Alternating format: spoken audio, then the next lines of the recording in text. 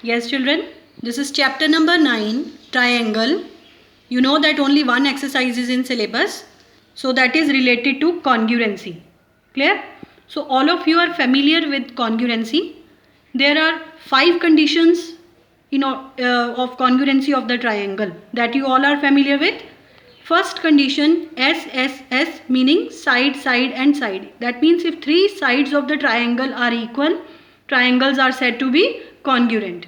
Second condition is SAS, meaning 2 sides and angle should be between 2 equal sides. Be very careful. Where should be the angle? Between 2 equal sides. Third condition, ASA, angle side angle. That means 2 angles, and where should be the side? Between the equal angles. Fourth condition, AAS, it is same again, 2 angles and 1 side you can see. But what is the difference? Here the side is between the equal angles, but here the side is not between the angles, it can be outside. Then last condition is RHS, that stands for right angle. That means in both the triangles one angle should be right. H stands for hypotenuse, that should be equal, and S stands for any side. Clear children?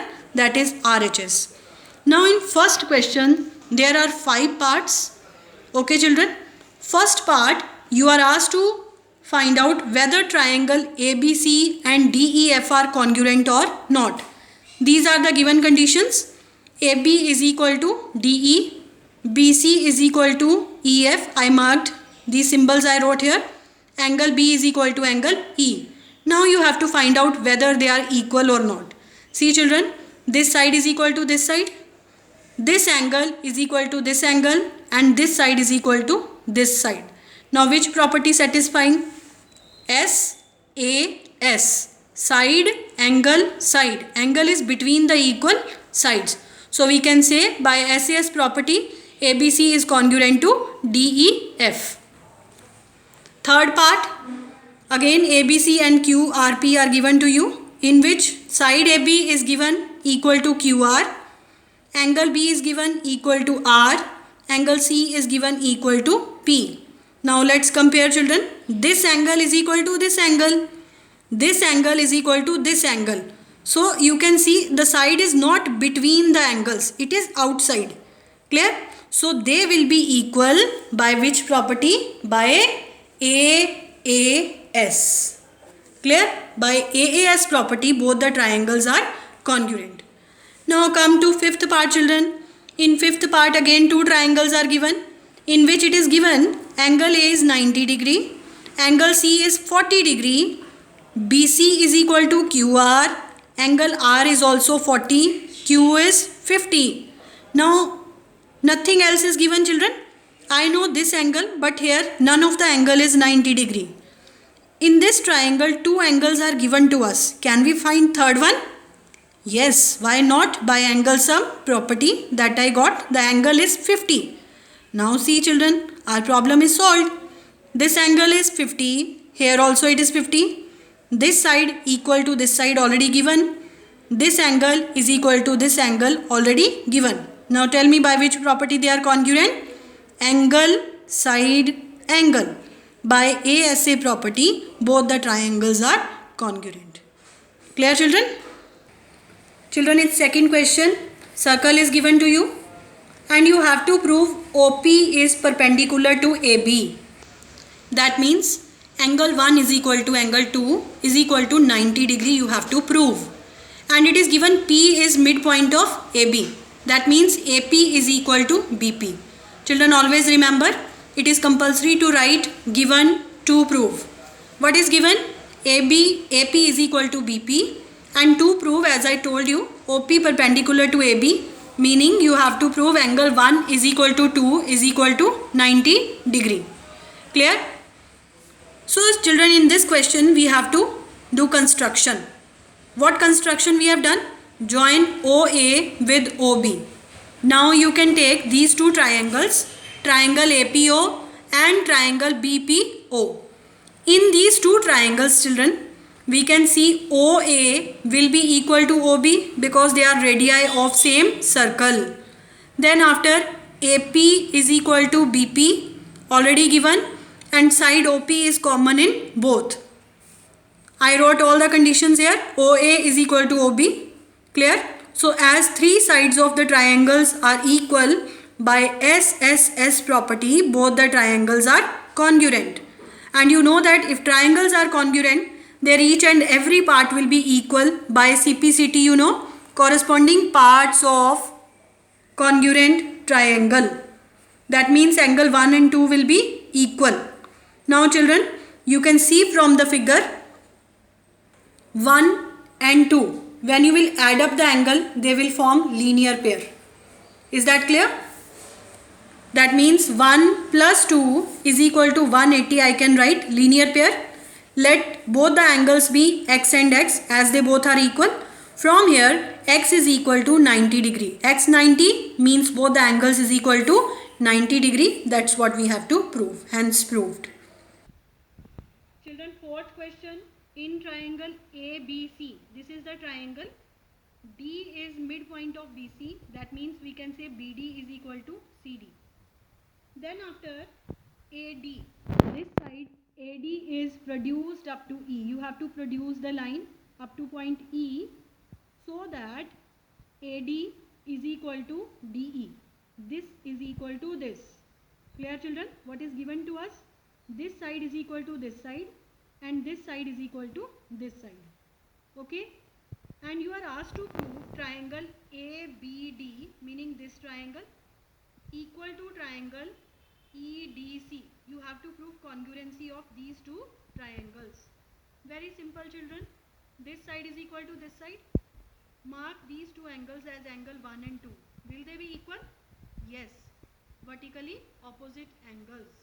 And this side is equal to this side already given. Now we can say these two triangles are congruent by which property? SAS property. Both the triangles are congruent. And in second part, you are asked to prove AB is equal to EC. Will they be equal? Yes, because they are the corresponding parts of congruent triangle. So, they will be equal by CPCT.